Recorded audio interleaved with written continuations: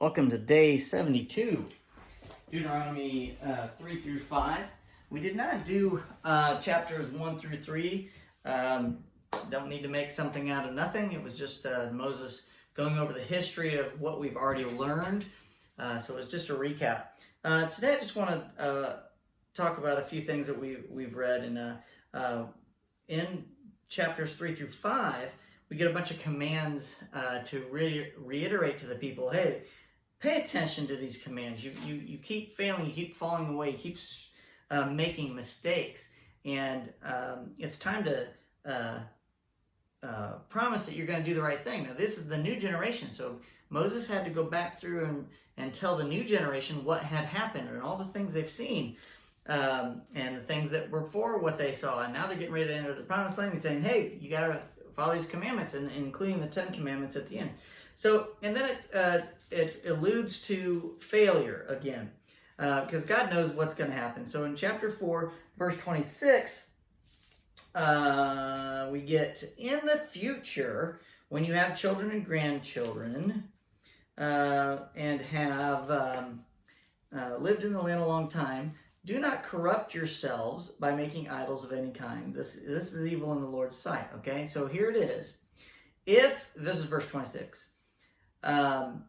If you break my covenant, you will quickly disappear from the land you are crossing the Jordan to occupy. You will live there only a short time, then you will be utterly destroyed.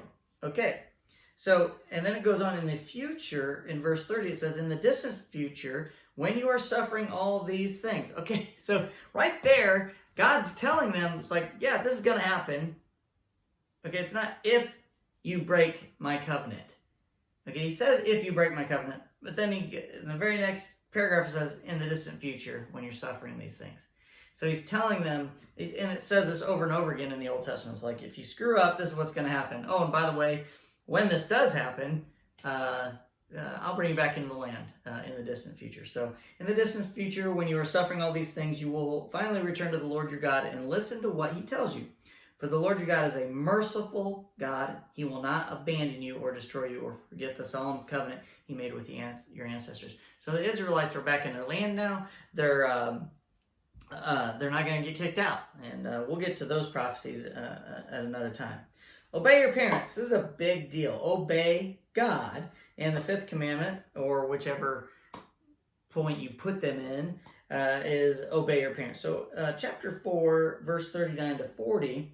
So remember this and keep it firmly in mind. The Lord is God, both in heaven and on earth. I thought that was kind of cool. Just saying it plainly, he is God, not just in heaven looking down. He's also God here on earth.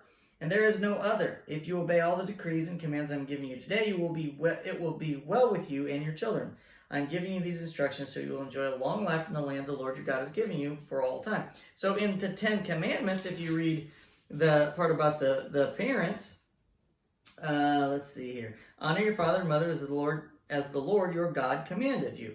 Then you will live a long, full life in the land the Lord your God is giving you. So he's saying back here, follow my decrees, listen to me, I'm the God, and you're gonna live a long life in the Lord in the land I'm gonna give you. In the 10 commandments, honor your father and mother, and you'll live a long life. It's the same thing. So in the family, God is represented by the man and the woman as the parent, and then the children are God's people. Okay, it's the exact same setup. And then as you go through there, he reiterates the 10 commandments that are on the tablets that are in what they're carrying into the promised land in the Ark of the Covenant. So that's day 72. I'll see you tomorrow.